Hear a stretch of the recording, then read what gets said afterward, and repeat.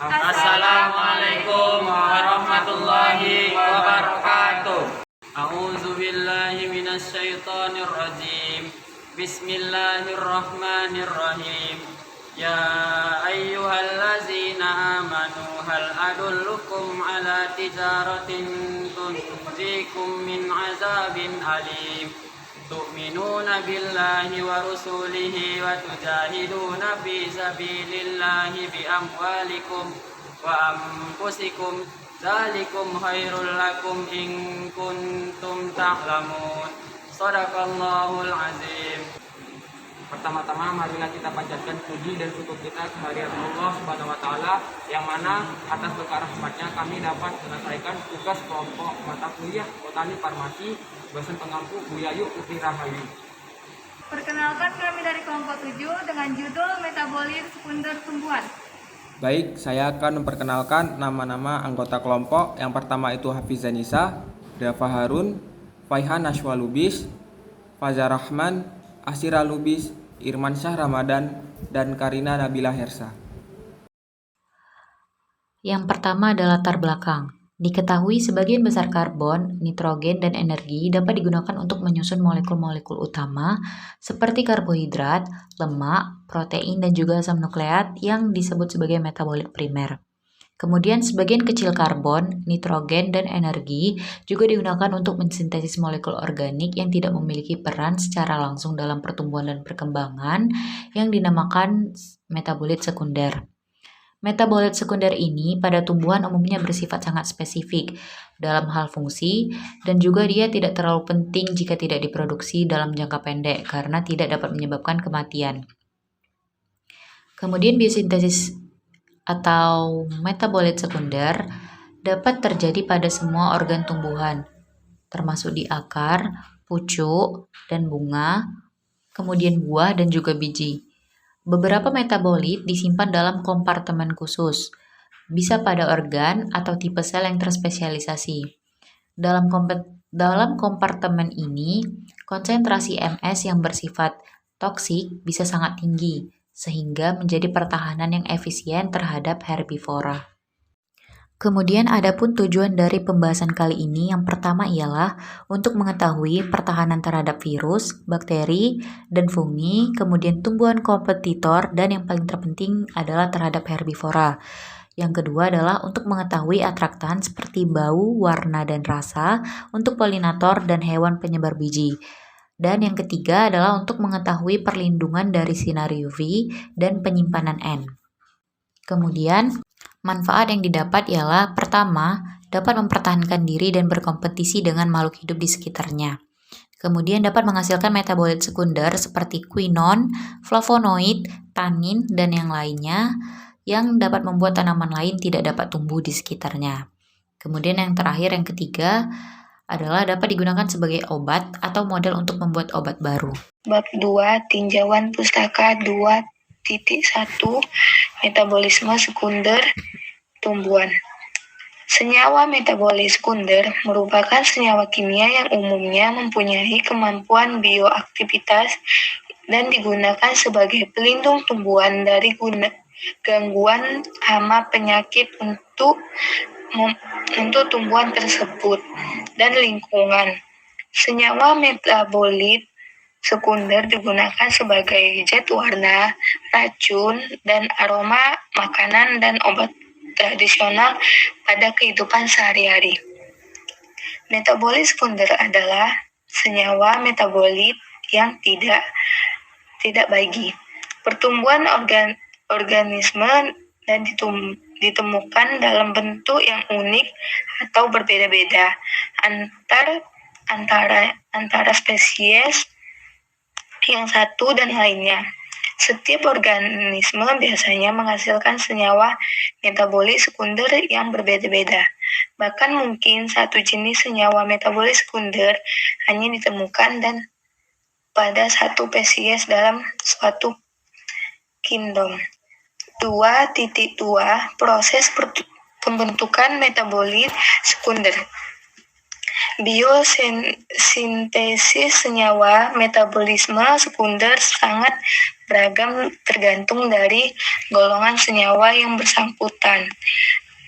Jalur yang biasa dilalui dalam bentuk senyawa metabolisme sekunder ada 3 jalur, yaitu jalur asam asetan, jalur asam sikiman, dan jalur asam mevalonat. 3 jalur tersebut sebelumnya berasal dari jalur senyawa metabolisme polimer. Berikut merupakan jalur senyawa dari metabolisme polimer sehingga menghasilkan senyawa-senyawa dari metabolit sekunder. 2.3 Jenis dan struktur metabolit sekunder. Metabolit sekunder dimanfaatkan manusia pada berbagai bidang kehidupan, mulai dari kesehatan, pertanian, pangan, dan lain sebagainya. Seiring dengan semakin berkembangnya ilmu pengetahuan dan teknologi, hingga kini sudah puluhan ribu MS diisolasi dan dikarakterisasi. 2.4 Biosintetis metabolit sekunder. Ada 3 jalur utama biosintetis MS, yaitu melalui 1 jalur asam sikimat, 2 jalur asam mevalonat dan metalisitor fosfat atau MEV, serta 3 jalur malonat. Jalur biosintetik MS berasal dari berbagai prekursor metabolisme sekunder. Prekursor adalah molekul yang digunakan oleh enzim biosintetik sebagai substrat dan dikonversi menjadi suatu produk. Produknya bisa berupa senyawa intermediate, jadi digunakan sebagai prekursor enzim biosintetik berikutnya, atau jadi sebagai produk akhir dari reaksi tertentu dalam suatu senyawa reaksi yang kompleks. Dengan banyak simpangan, suatu senyawa intermediate secara simultan juga merupakan prekursor untuk bagian lain dari suatu jalur reaksi. Sebagai contoh, asam sikimat bisa menjadi senyawa intermediate untuk metabolisme asam amino dan juga sebagai prekursor untuk biosintetis MS aromatik. Pemanfaatan metabolit sekunder dalam bioteknologi. Metabolit sekunder telah berevolusi menjadi senyawa pertahanan hidup tumbuhan dengan mengganggu target-target farmakologis. Semakin berkembang karena manusia tertarik melihat potensinya untuk kepentingan manusia melalui bioteknologi. Bidang utamanya adalah phytomedicine, dan ribuan tumbuhan sudah dimanfaatkan di seluruh dunia untuk menyembuhkan berbagai penyakit. Selain itu, potensinya semakin meluas dengan dimanfaatkan sebagai anti hama, pewarna, parfum, bahkan racun serangga.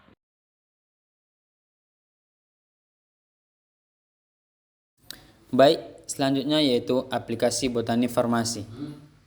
Kegunaan metabolit sekunder pada dunia farmasi. Fungsi metabolit sekunder adalah untuk mempertahankan diri dari kondisi lingkungan yang kurang menguntungkan. Misalnya, untuk mengatasi hama dan penyakit menarik polinator, dan sebagai molekul sinyal.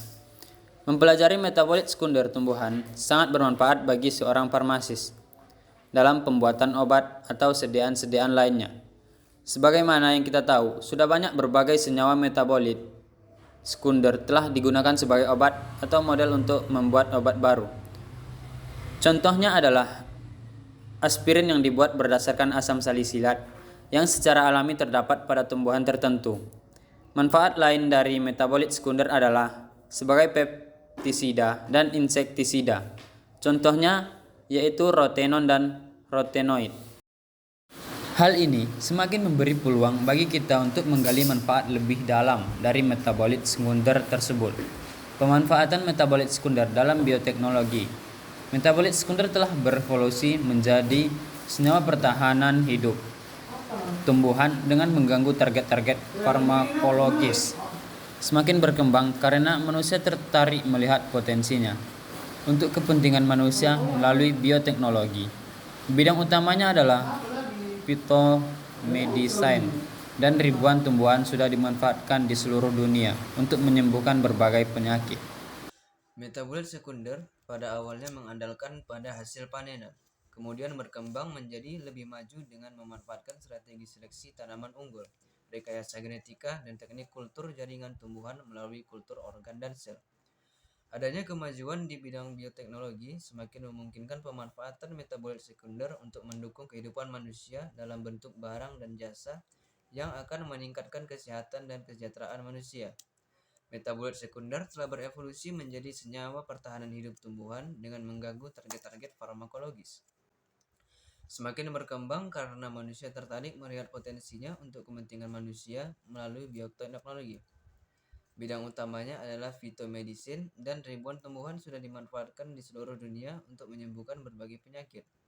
Selain itu, potensinya semakin meluas dengan dimanfaatkan sebagai anti hama, pewarna, parfum, bahkan racun serangga. Beberapa faktor utama yang mengaruhi produksi senyawa metabolit adalah faktor lingkungan, meliputi sumber nutrisi, pH, ion logam, dan durasi kultur. Akumulasi metabolit sekunder sangat tergantung pada berbagai faktor lingkungan seperti cahaya, suhu, air tanah, kesuburan, dan salinitas tanah. Dan untuk sebagian besar tanaman, perubahan faktor individu dapat mengubah komposisi metabolit sekunder. Demikianlah hasil presentasi kami. Semoga bermanfaat bagi kita semua. Lebih dan kurang kami mohon maaf. Wabillahi taufiq wal hidayah. Wassalamualaikum warahmatullahi wabarakatuh.